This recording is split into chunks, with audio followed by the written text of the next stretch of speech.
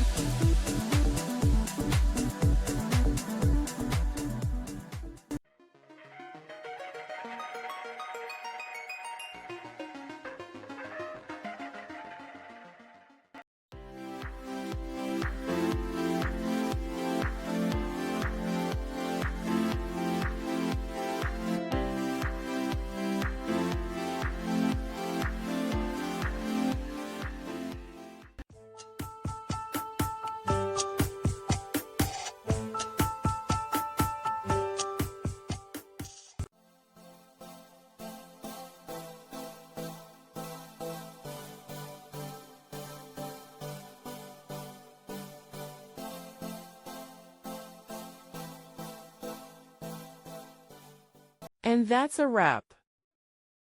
I hope you found the answer you were looking for. If you did, take a second to hit that subscribe button. It really helps out. And let me know in the comments which solution worked best for you. See you next time in the debug zone.